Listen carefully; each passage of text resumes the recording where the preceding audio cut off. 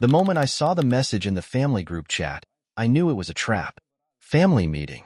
7 p.m. Non-negotiable. My father was never one for pleasantries. If he was calling a meeting, it wasn't to wish me well. I stared at the message for a while, debating whether I should even bother showing up. Every interaction with them felt like stepping into a battlefield where I was the only one unarmed. Still, some part of me, the part that hadn't fully killed off old obligations, compelled me to go. I should introduce myself. I'm Lucas, and, according to my family, I'm the disappointment. The Landons have a legacy. They built an empire from luxury. My parents own one of the most prestigious high-end furniture brands in the country. The kind of brand where a single coffee table costs more than my entire workshop. They didn't just sell furniture. They sold status, exclusivity, an image of success. My older brother, Garrett, was the chosen heir. He lived for the boardrooms, the networking, the champagne-sipping elites that made up their world. My sister, Sophia, married into old money, securing her position as the golden child. And then there was me, the outlier. Unlike them, I didn't care about prestige or the weight of a name. While they hosted events in their glass-walled mansions, I was in my workshop, covered in grease and sawdust, working on something that actually mattered. I run a custom woodworking business. Not your average carpentry gig. I craft bespoke pieces from reclaimed materials, designing one-of-a-kind works that people wait months for. My clients? A-listers, architects, and collectors who value craftsmanship over brand labels. But my family? They think I'm just a guy who never grew out of playing with tools. I never felt the need to correct them. The Landons judged success by what you could flaunt. I drove an old truck, dressed in clothes that could take a beating, and lived in a converted warehouse instead of some posh estate. To them, that meant failure. What they didn't know was that my business was thriving. I had more commissions than I could keep up with, collaborations with major designers, and a waiting list that spanned a year. But I kept it quiet, not out of shame, out of indifference.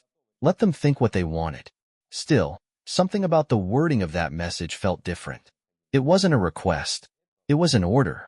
At exactly 7 p.m., I pulled up to their house, a modern, cold structure of steel and glass, a stark contrast to anything that felt like home. The moment I stepped inside, I knew I was walking into an ambush.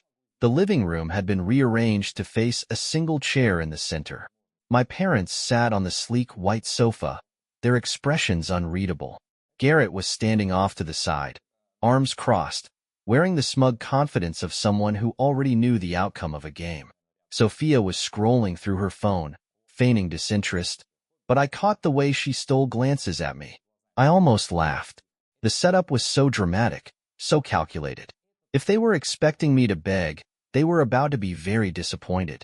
"Take a seat," my father said, his voice clipped. I didn't. "Let's just skip to the part where you tell me why I'm here," I said, leaning against the wall instead. "What's the crisis this time?"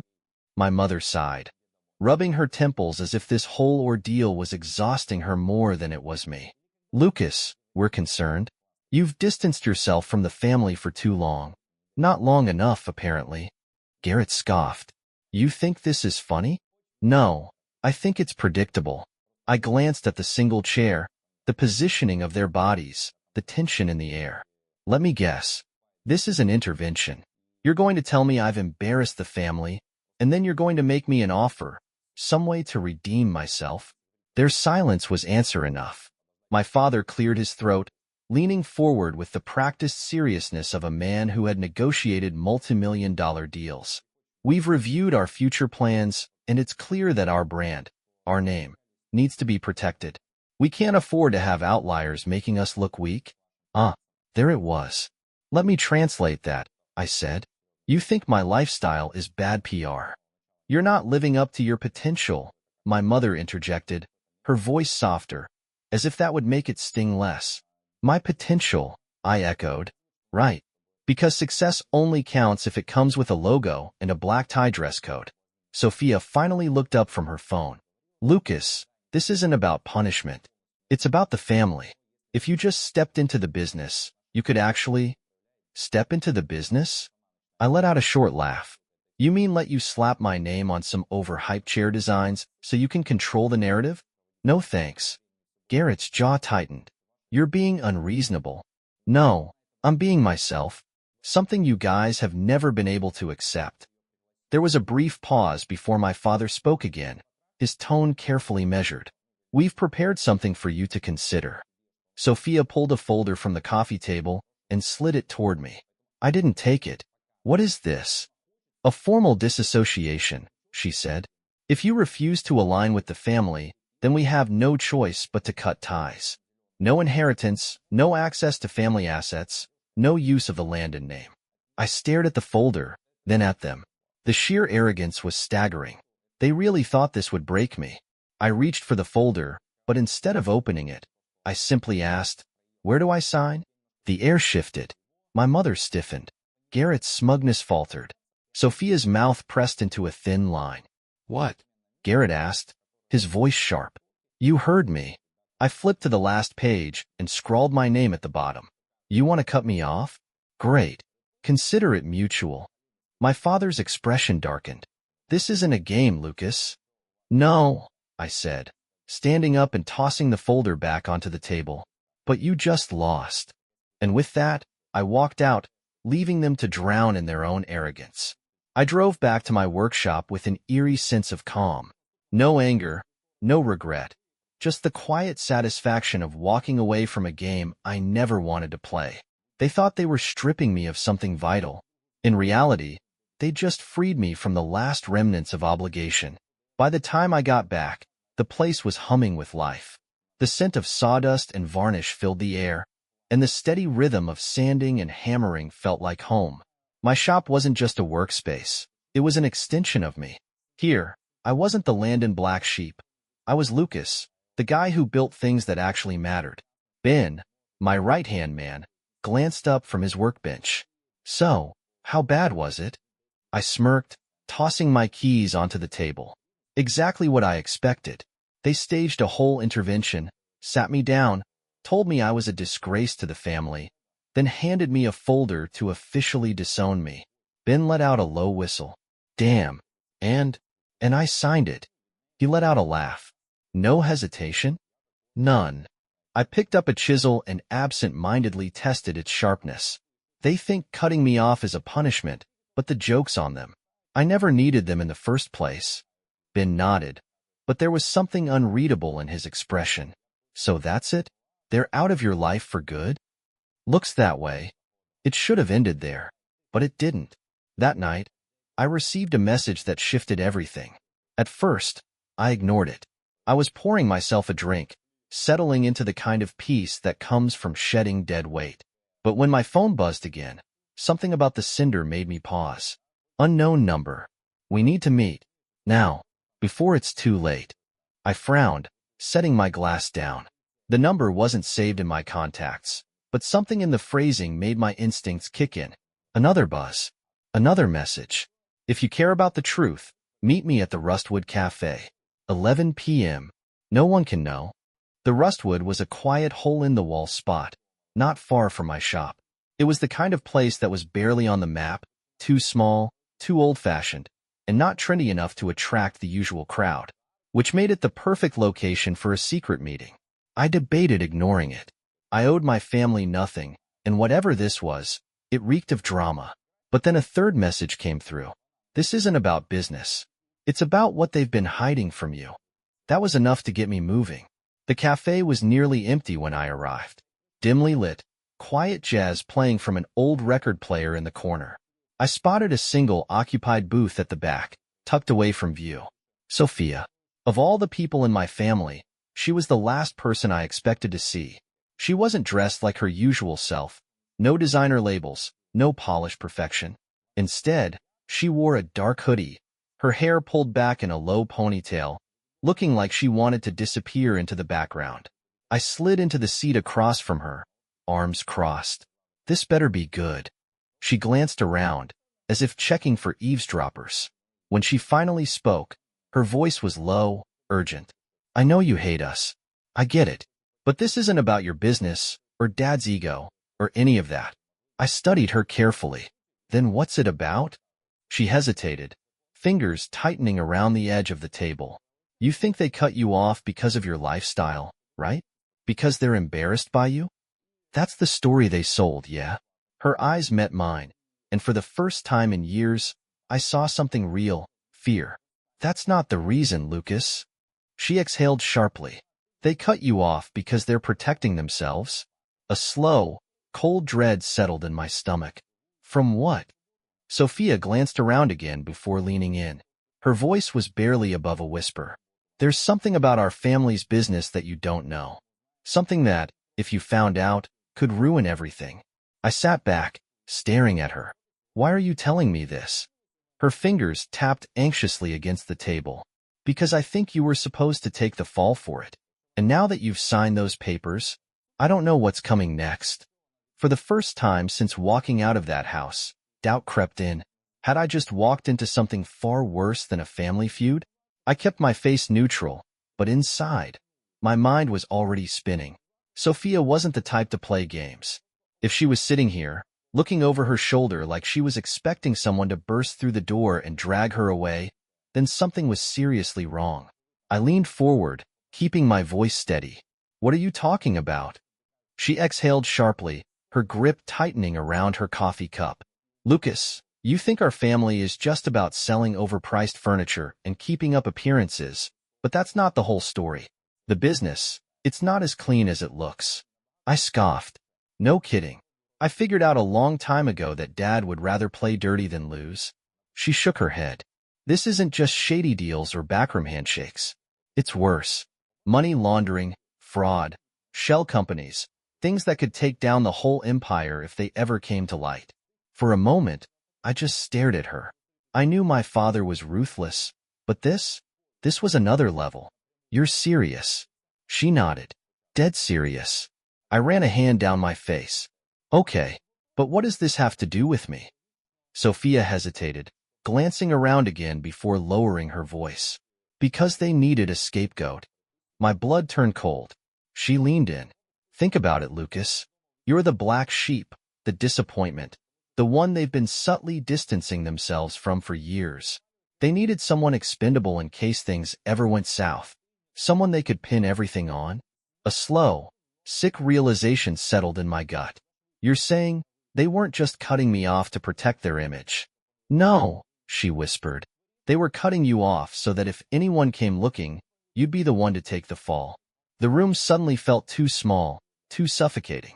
I thought back to the meeting, the way they had practically staged the entire thing like a courtroom sentencing. The way my father had barely looked at me when I signed the papers. The way Garrett had smirked, like he already knew how this would end. They had set me up. Sophia swallowed hard. Lucas, I think they're about to pin something big on you. Something you won't be able to walk away from. I clenched my jaw. Why are you telling me this? She hesitated. Because I didn't know how far they were willing to go. I thought this was just about business, about control. But when I overheard them talking earlier, it was different. There were lawyers, accountants, people I didn't recognize. And they were talking about you like you were already guilty of something. A heavy silence stretched between us. I forced myself to take a breath. And if I hadn't signed those papers? They would have kept you close, she said, voice shaking. Kept you under their thumb. Made sure you were in the right places at the right times. So when it all went down, the evidence would point to you. I sat back, my pulse hammering. My family. The people who had raised me, who had mocked me, belittled me, but still called me one of their own, had planned to sacrifice me. And I had walked straight into their trap.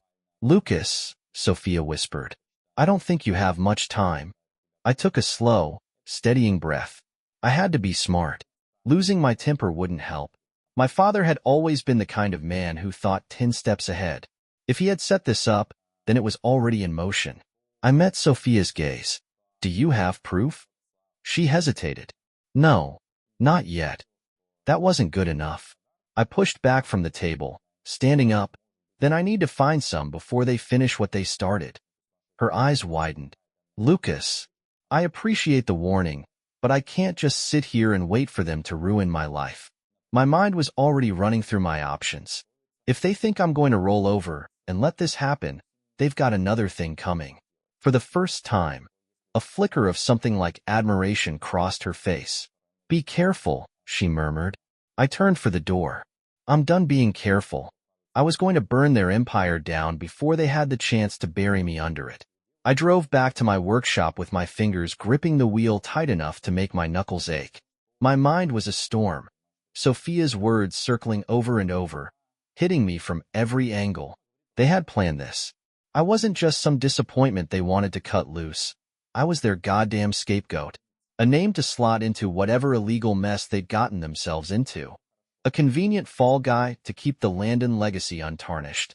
I had to be careful. My father never made a move without thinking 5 steps ahead, which meant this wasn't some half-baked idea they threw together.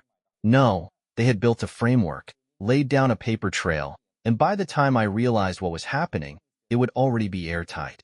Unless I got ahead of them. By the time I pulled up to the workshop, I already had a plan forming. Ben was still inside, running a final quality check on a table we were shipping out. He glanced up as I walked in, instantly reading the tension on my face. "You look like you're about to commit a felony," he said, setting down his clipboard. "Not yet." I grabbed my laptop and opened it on the workbench. "But give me an hour." Ben frowned, wiping his hands on his jeans. "You gonna tell me what's going on?" I hesitated. Ben had been with me from the beginning. He wasn't just an employee. He was a friend. And if I was about to go to war with my family, I needed allies. "They set me up," I said, my voice flat. "The whole disowning thing? It wasn't just about appearances. They're covering something up, and I think they're going to use me as the fall guy." Ben let out a low whistle. Damn. And here I thought my family was dysfunctional. I opened my emails, scrolling through old correspondences I had with my father's company. I had barely touched anything related to them in years, but I wasn't naive. I had records, receipts, every single interaction I'd ever had with them backed up. If they had tried to rope me into something without my knowledge, I was going to find it. "I need to check something," I muttered, pulling up my old bank statements. Ben leaned against the workbench. "You think they've been moving money under your name?" "That's what I need to find out." I scrolled through my transaction history, my pulse picking up. Most of it was exactly what I expected: business expenses, materials, supply chain payments. But then, I stopped. There. A deposit. An enormous deposit. $15 million. From a shell company I didn't recognize. And it was sitting in an investment portfolio under my name. My stomach dropped. Ben leaned over my shoulder. "Oh shit." I exhaled slowly, forcing myself to think. I had never touched that money. Hell, I hadn't even known it existed. But the fact that it was linked to me. My father wasn't just setting me up for fraud. He was making sure when everything crumbled, the smoking gun was in my hand. I shut my laptop. "I need to move fast." Ben straightened. "What do you need?" I clenched my jaw. Proof. And leverage. Because if my father thought I was just going to sit back and let him destroy me, he had another thing coming. I parked a block away from Landon Interior's headquarters, shutting off my engine and scanning the building. The office was dark, only a few security lights illuminating the glass-fronted lobby.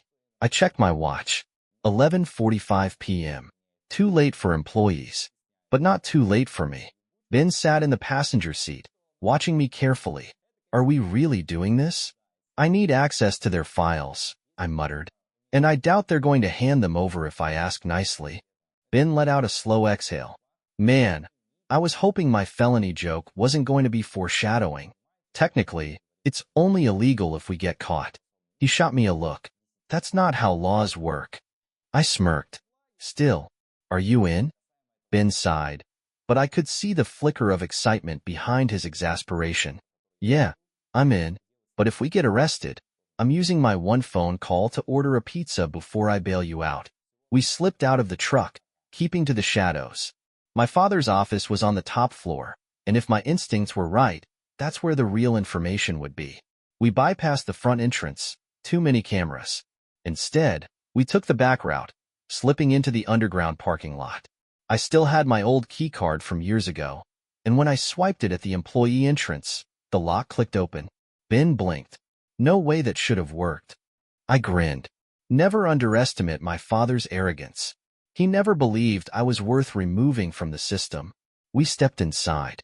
The building was eerily silent, the kind of stillness that made every footstep feel too loud. "Where to?" Ben whispered. "Executive offices."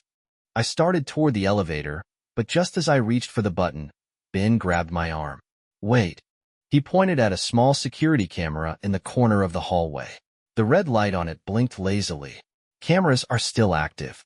I thought fast.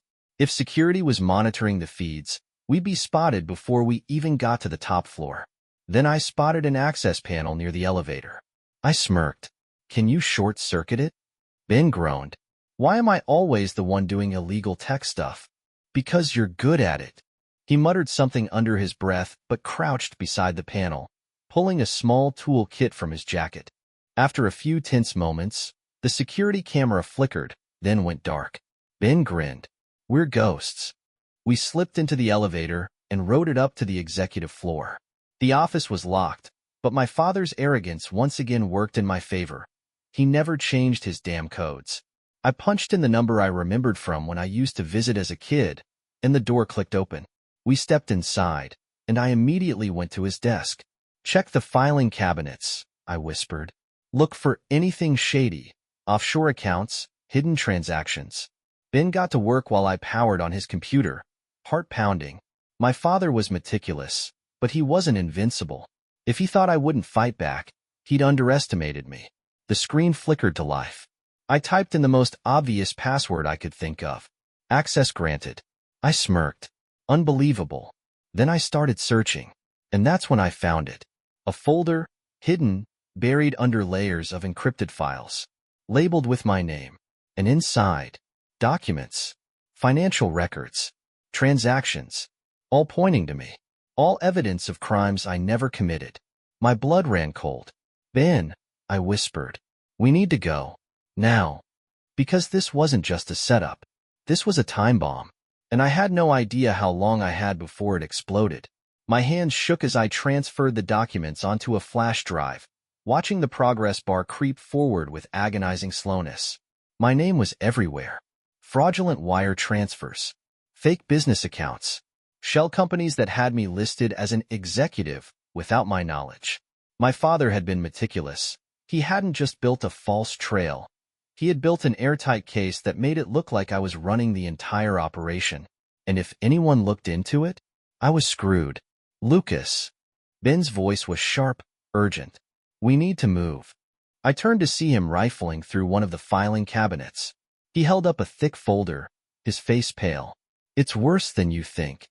I yanked the file from his hands and flipped it open. What I saw made my blood freeze. It wasn't just about money laundering. There were names. People, connections, blackmail material on powerful figures, people I recognized, judges, politicians, corporate executives. It was a playbook for control. My father wasn't just making money off his scams.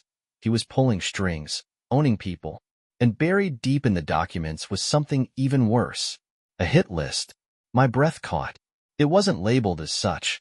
My father was too smart for that, but I knew what I was looking at. A list of people who had gotten in the way. Journalists, whistleblowers, former employees. Some were marked as handled, others as pending. I didn't want to think about what that meant. But then my eyes landed on the most recent name on the list. Sophia Landon. I felt the floor drop out from under me. Ben cursed under his breath. "Jesus, your own sister?" I shut the file. My father must have realized she had overheard something. He must have known she was starting to question things. And now? She was on his list. A sound echoed from the hallway. A footstep, then another.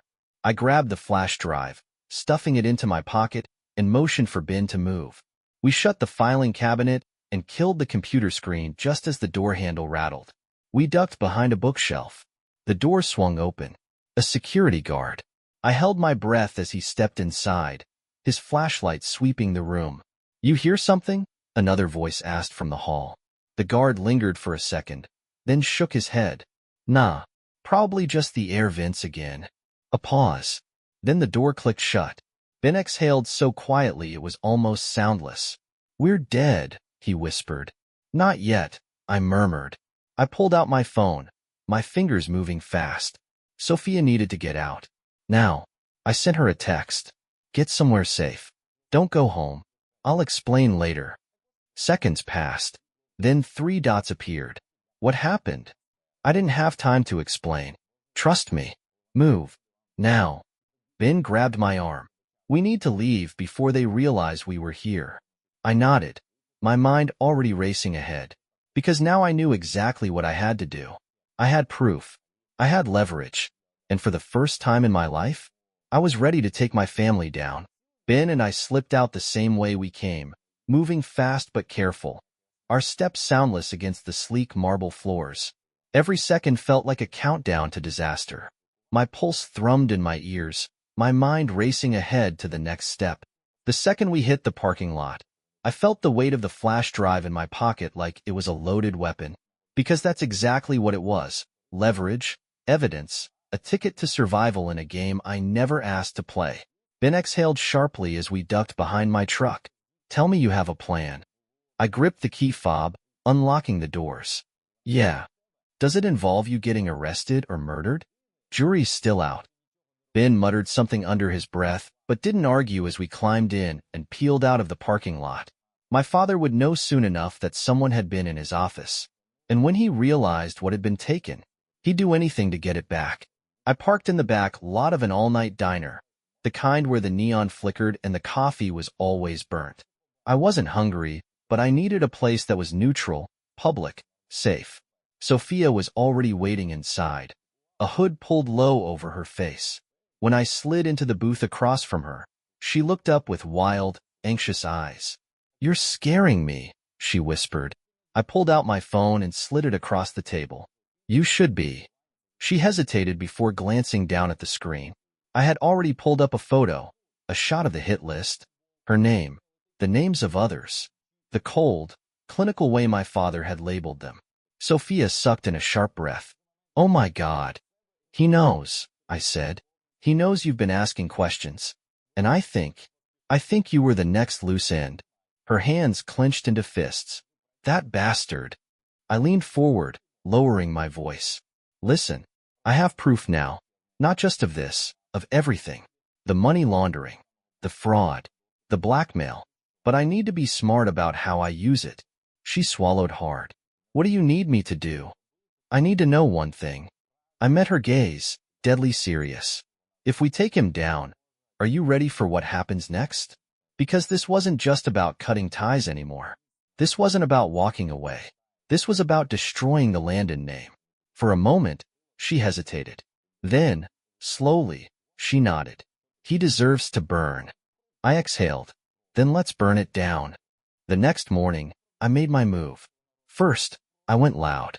I dropped the flash drive in 3 separate locations, a journalist I trusted, a lawyer I had worked with before, and, just for fun, an anonymous tip to federal investigators. Then I let them panic. By noon, I was in my workshop, acting like it was a regular day. I let them stew. Let them feel the noose tighten. I knew my father well enough to know he was already scrambling, already making calls, already trying to figure out how the hell this happened. By evening, the first call came in. Dad. I didn't answer. A minute later, Garrett. Ignored. Then came Sophia's text. They know. They're losing it. Good. At exactly 7 p.m., I sent out a single message to my father. Meet me at the warehouse. Come alone. When my father arrived at my workshop, he was already furious. His usual control was cracking, his jaw tight, his movements sharp as he stepped inside. He was still wearing his tailored suit, but for the first time in my life, he looked rattled. Lucas, he said, his voice dangerously low. What have you done? I leaned against my workbench, arms crossed, turned the tables.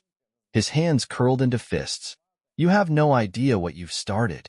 I smirked. No, Dad. You have no idea what I finished. I reached into my pocket and tossed the flash drive onto the table between us. His eyes flicked to it, and for a split second, I saw fear. I sent copies, I said, to the press, to lawyers, to people who don't particularly like you. I tilted my head, and I'm betting someone's already making calls to law enforcement. His jaw clenched. You think this is going to destroy me? I don't think, I said, stepping closer. I know. For the first time in my entire life, my father was powerless. No backup, no lawyers, no control. You made a mistake, I continued. You thought I was disposable, that I'd take the fall, disappear quietly. But you forgot, Dad. I don't play by your rules. He exhaled sharply. And what do you want? A payout? A deal? I laughed. I don't want your money. I just wanted you to see it coming. His phone buzzed. He looked down. I already knew what the message would say. The investigation had started. I walked past him, toward the door. Good luck, Dad. You're gonna need it. And as I stepped out into the night, I felt it. For the first time in my life, I was free. By the time the headlines hit, my father was already drowning. The press tore through the scandal like vultures, exposing every dirty deal, every fabricated contract, every offshore account he thought was untouchable. Investigators swarmed his offices, freezing assets, pulling financial records, questioning employees. The empire he had spent his entire life controlling was imploding right in front of him, and there wasn't a damn thing he could do to stop it. Garrett tried to contain the damage, scrambling to put out statements, hiring PR firms to spin the narrative. But the evidence was airtight. The shell companies, the fraudulent transactions, the bribes, it was all out in the open. There was no explaining it away. I watched from the sidelines, not saying a word. I knew the moment my father realized how completely he had lost. He didn't call. He didn't beg. He didn't try to reason with me. He simply disappeared behind the walls of his crumbling legacy, knowing there was nothing left to salvage. Sophia called me a few days later, her voice lighter than I'd ever heard it. They're done. The board is trying to cut a deal. Garrett's losing his mind, and Dad, I don't even think he knows what to do with himself. I leaned against my workbench, watching the sun set outside the workshop window. Good.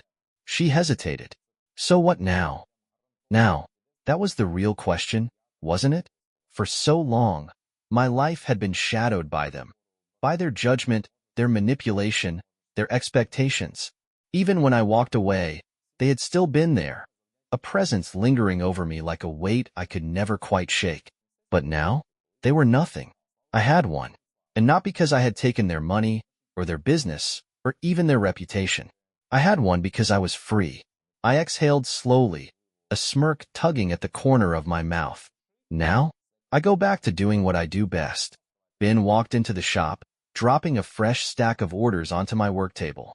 You're officially booked out for the next year, he said, grinning. That article in the Tribune blew up, and now everyone wants a Lucas brand original. I chuckled. Guess I better get to work then. My father spent his entire life obsessed with power, with control, with making sure his name meant something. He thought he could manipulate everything, bend people to his will, shape the world around him like another piece of his empire.